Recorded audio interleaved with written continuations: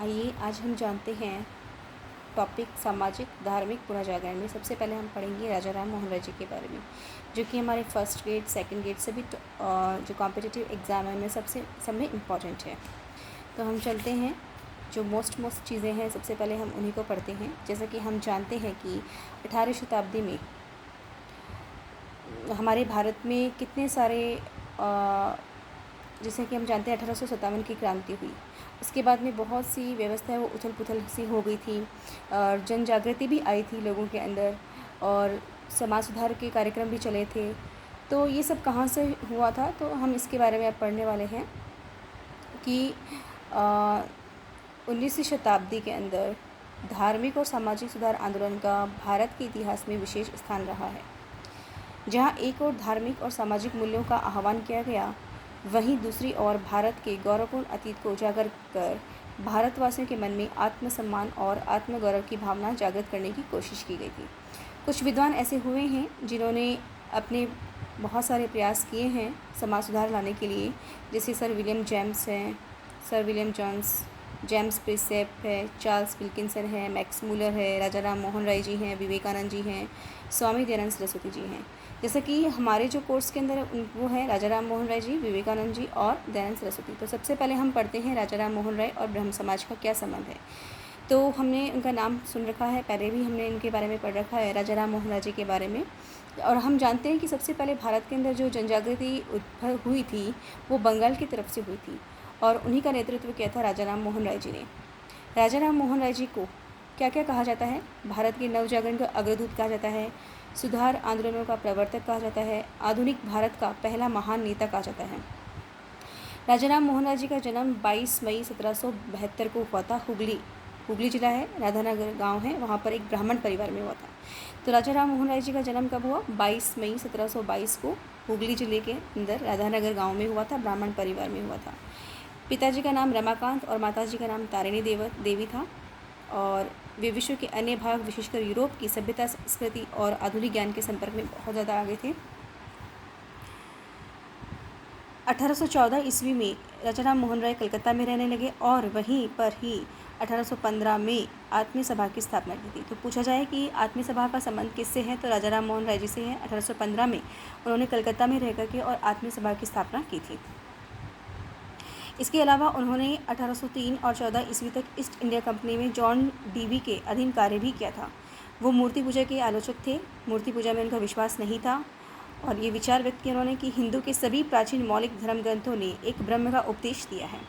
इसके अलावा 1819 में मूर्ति पूजा के ऊपर ही, क्योंकि वो मूर्ति पूजा की उन्होंने आलोचना की थी, तो मूर्ति पूजा के ऊपर उन्होंने एक शास्त्रार्थ किया था और वो शास्त्रार्थ किसके साथ किया था? मद्रास के विद्वान थे सुब्रमण्यम शास्त्री, उनके साथ उन्होंने शास्त्रार्थ किया था। और अंतिम रूप से वो किस बात पर डिपेंड करते थे कि मानव विवेक और तर्क शक्ति पर ही निर्भर रहते थे। वो कहते थे कि मानव है वो विवेक और तर्क शक्ति पर ही निर्भर रहता है। चूँकि हम ये पूरा नहीं पढ़ रहे हैं, बहुत इंपॉर्टेंट चीज़ पढ़ रहे हैं जो हमारे कोर्स के लिए, हमारे सिलेबस में जो इम्पॉर्टेंट है केवल वही। 1820 में अभी हमने बात कर ली 1819 की कि उन्होंने शास्त्रार्थ किया था। फिर बाद में आते हैं हम 1820 पर। उन्होंने precepts of Jesus a guide to peace and happiness, जो कि उन्होंने प्रशांत कुमार टैगोर के नाम से लिखी थी, एक पुस्तक प्रकाशित की थी और इसमें उन्होंने न्यूज़ टेस्टामेंट के नैतिक और दार्शनिक संदेश को चमत्कारिक कहानियों से अलग करने की कोशिश की। उसके बाद में हम जानते हैं कि ब्रह्म समाज की स्थापना कब हुई, तो 20 अगस्त 1828 को। कब? 20 अगस्त 1828 को कलकत्ता में ब्रह्म समाज की स्थापना की थी और यही आगे चल कर के ब्रह्म सभा की स्थापना की थी और ये आगे चल कर के ब्रह्म समाज कहलाया। और इस ब्रह्म समाज के पहले सचिव कौन थे? ताराचंद चक्रवर्ती थे।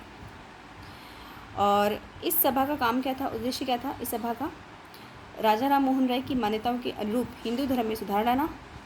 समाज के सिद्धांतों, दृष्टिकोणों के मुख्य आधार थे मानव विवेक, वेद और उपनिषद। ये बहुत इंपॉर्टेंट है, ये आ सकता है कि ब्रह्म समाज के सिद्धांत के आधार क्या थे, तो मानव विवेक, वेद और उपनिषद।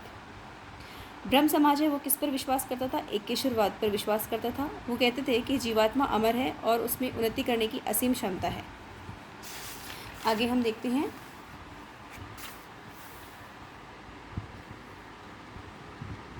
जैसे कि हमें पता है कि 5 प्रकार उपनिषद हैं, ईश, केन, कठ, मुंडक और मांडुक्य। इन पांचों उपनिषदों का उन्होंने बांग्ला भाषा में अनुवाद किया है। और वो ये कहते थे, राजा राम मोहन राय जी ये कहते थे कि किसी भी बनाई गई वस्तु को ईश्वर समझ करके पूजना नहीं चाहिए, ना ही किसी पुस्तक या पुरुष को निर्वाण या फिर मोक्ष का साधन मानना चाहिए। तो ये बात किसने कही थी? राजा राम मोहन राय जी ने कही थी। उसके बाद में उन्होंने बहुत सारी कुरीतियों का विरोध भी किया और वो ऐसे पहले व्यक्ति थे जिन्होंने सती प्रथा के विरुद्ध ऐतिहासिक आंदोलन किया। 1811 ईस्वी में जब राजा राम मोहन राय की भाभी सती हो गई थी तो वे इस प्रथा को समाप्त करने के लिए कटिबद्ध हो गए। राजा राम मोहन राय के प्रयासों के फलस्वरूप गवर्नर जनरल बेंटिक ने 4 दिसंबर 1829 में सती प्रथा अधिनियम चला करके इसको गैर कानूनी घोषित कर दिया। कब हुआ था सती प्रथा गैर कानूनी घोषित? 4 दिसंबर 1829 को। फिर कुछ विरोध होने के कारण उनके मित्र हैं भवानी चरण बंदोपाध्याय, वो उनसे अलग हो गए और समाचार चंद्रिका नामक एक नई पत्रिका का प्रकाशन किया। चूँकि राजा राम मोहन राय जो थे वो आधुनिक शिक्षा के समर्थक रहे हैं और इसीलिए इन्होंने अंग्रेजी शिक्षा का समर्थन किया।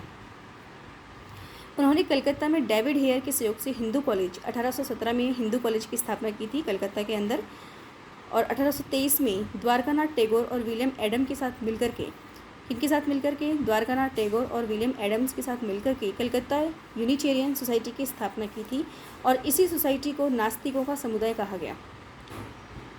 कब की थी इन्होंने इस कलकत्ता यूनिटेरियन सोसाइटी की स्थापना? 1823 में। 1825 में इन्होंने वेदांत कॉलेज की स्थापना की थी। अच्छा, वेदांत कॉलेज की स्थापना किसने की? राजा राम मोहन राय ने 1825 में।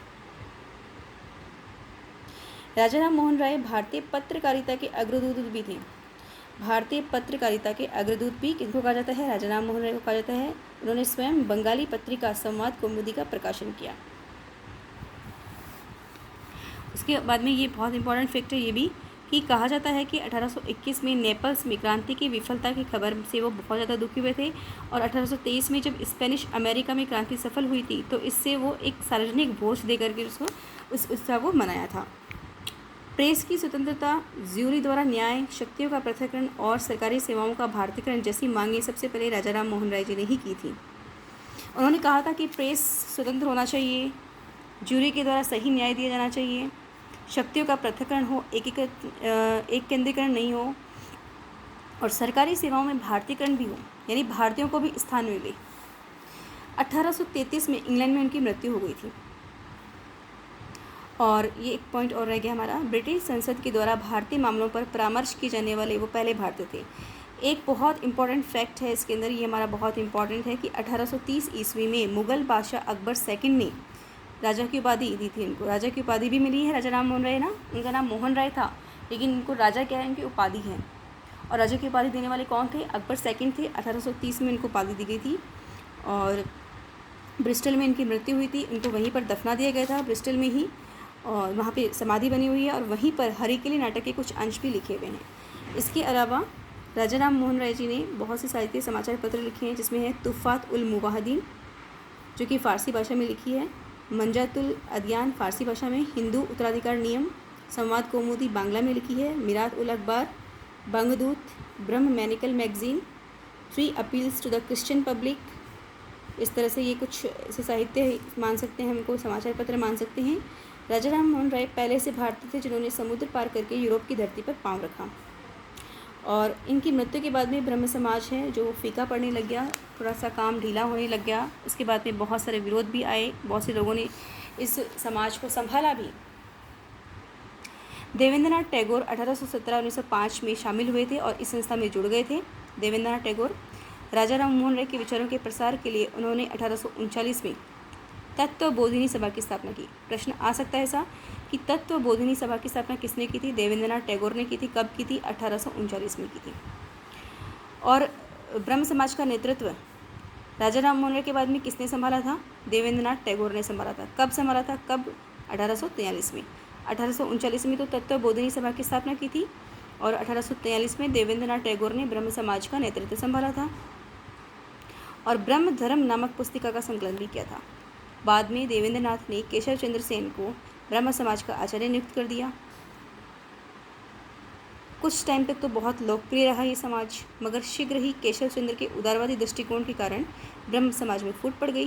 क्योंकि केशव चंद्र थे वो हिंदू धर्म को संकीर्ण मानते थे, वो संस्कृत के जो मूल पाठ होते थे उनके प्रयोग को वो समझते नहीं थे।